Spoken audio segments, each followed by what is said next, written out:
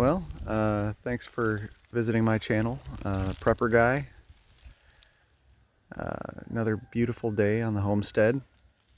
I'm just out here in the woods, trying to figure out what today's topic's going to be, and I think today I'm going to kind of hit on solar power. Just another way to make life easier with the way the financial system is working right now. Solar power, where do we start? Solar power is going to give you the ability to, at a small side of it, help save you a couple dollars on your power bill. On the big, obviously, end goal, make it so that you're not reliant on the power grid. So if you can go the direction of designing or looking at a system that will even allow you to save $1 per month, that is much better than saving nothing per month. So don't look at it as I must sink $10,000 into a system and be able to achieve only, maybe 50%, 60% of your savings per month. Probably the better thing to do is look at what can I afford now, what can I set up that will allow me to save a little bit, and then be able to expand my system in a way that is, maybe you can afford $100 every couple months, and that will allow you to expand the system and save a little bit more. So it's just a good expandable system. Will do more for you because most people don't have that kind of ability to throw a large sum of cash at it. As far as what I would recommend is they have all-in-one inverter charge controller systems. They're coming down in price. If you're trying to initially plan for a full whole house solar setup, I would recommend one of those. The bigger the better if you don't want to replace it later, obviously, but it's not necessary to get the largest one. They have, on the large side of things, 18,000 watt inverter output, and that is, in most cases, big enough to run an entire house. The next size down is a 6,000 watt with inverter AC output, and that is, truthfully, if you are running propane dryer, propane stove, propane water heater, that really is sufficient. It really is. At that point, you still have to be a little careful. You can't run your air conditioner at the same time as you're running your microwave and your crock pot and everything else all at once. That's not going to, you're going to be maxing it out. So you have to be mindful of how much power you're using.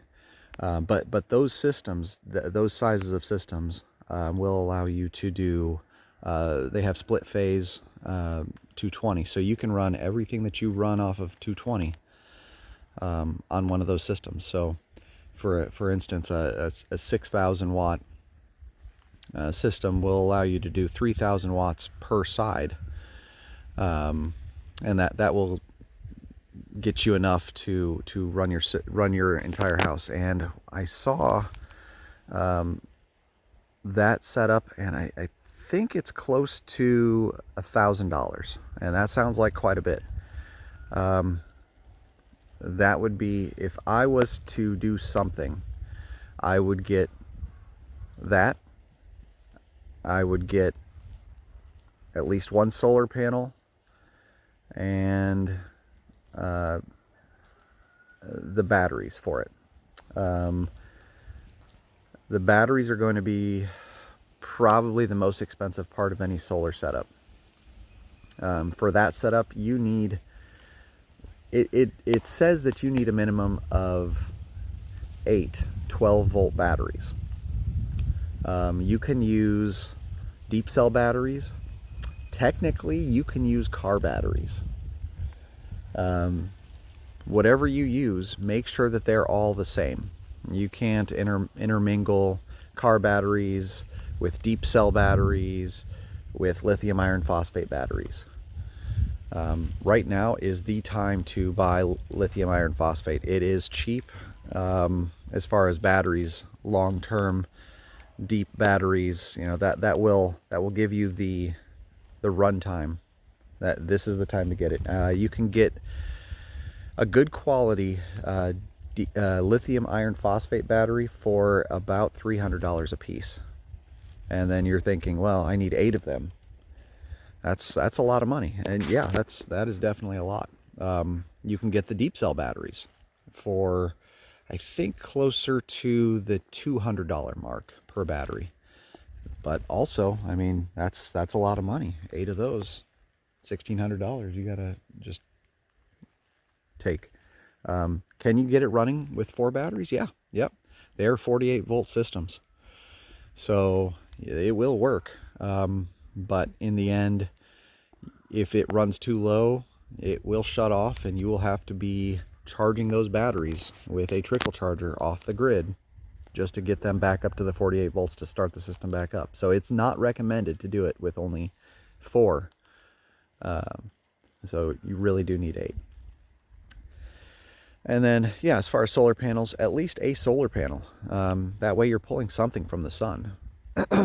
But in the grand scheme of things, this setup will allow you to run power from the grid into the system. And whenever it gets too low, as long as you have the 8 batteries, it will pull power from the grid and charge those batteries back up, even when there's no sun. That's the nicest part about it. So even if you're running with no solar panels, it works as a whole house battery backup system. Those brownouts, those temporary shut off times that they actually ran through the South last year. It was around Christmas. The power went out for 15 minutes for a couple days. It was a planned power outage. That would be mitigated by this system. It will run your house off of the grid while the grid's up. It will seamlessly turn on the batteries and run off the batteries when there's no power coming from the grid. So really nice setup. So that's on the higher end of things. Definitely expandable, definitely something that you have to buy with a little more funds. For a lower price system, Harbor Freight sells an inverter, they sell a charge controller, they sell a solar panel. I don't know if they actually have batteries there, but if they don't, you can go to Tractor Supply Company, you can go to Walmart, and just create a 12-volt system. I mean, one solar panel, one battery with a charge controller to make sure the battery is charged at the right rate, and then an inverter. And the inverter you can just start small. I mean, if you have the inverter, it's got an outlet just like a house plug, and you could plug your refrigerator into it. There you go. That one appliance is off grid. And refrigerators, they don't use a ton of power. The deep chest freezers, you can do the same thing. They use even less power. So just just a hedge against power outages right there. If the grid goes down, or if there's a hurricane or a tornado in the area and you don't have power for a week, you don't want to lose all the food in your refrigerator. So right there is a step above what most people have.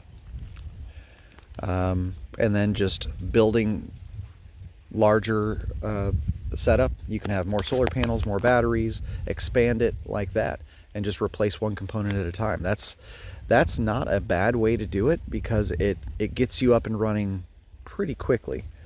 A setup like that for one solar panel, I think you're looking at, I think it comes with a charge controller, Harbor Freight charge controller, solar panel. And I believe it costs around $100, and you can do the same thing on Amazon. They're similar, somewhere between $90 and $120, I believe, is the current going rate. And then you have that side of things. Again, you can just use a car battery. I don't recommend a car battery. They don't have a lot of storage capacity. Car batteries are made for a quick power to use the starter, and then that's pretty much it. It's just a very small capacity. Deep cell batteries, also known as marine batteries or trolling motor batteries, they have larger lead plates inside of them. They can hold more power capacity, so they will last a lot longer than a car battery. Definitely a interesting way to go.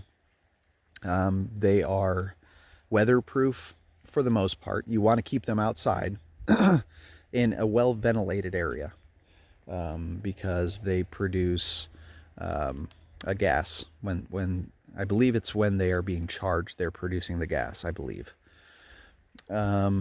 Not a lot of gas, but it's just something you don't want to keep, next to your bed or anything like that and breathing in all night. But that is the next way to go. Or you can go the direction of lithium iron phosphate. Like I said earlier, they are about $300 per battery. They have a much higher capacity of storage, and they will allow you to charge that battery, hold more power. So when you do have good sun, that's great. At night, that thing can just run and run and run, and you won't have to worry about it too much, especially if you just have one of those small chest freezers. They really only pull, I think, 200 watts at most during the startup of the compressor, and then it drops way back. We're talking between 20 and 50 watts of power they're using. So you don't really need a large inverter for that. So they're really an efficient way to have a way to store cold food, preserve food.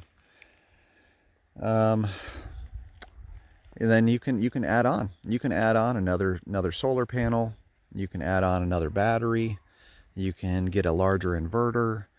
You can run every appliance in your house that runs on 110 volts through extension cords. You don't have to run directly into your fuse box, and you can use it as just an emergency. Power goes out, you run the extension cords. It's like a solar generator. Those solar generators, they do the same thing.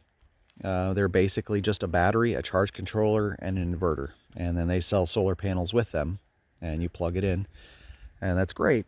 But you're paying a lot of money for those. You're paying for the convenience, because it comes with everything and it's all pre-wired, and you don't have to worry about any of it.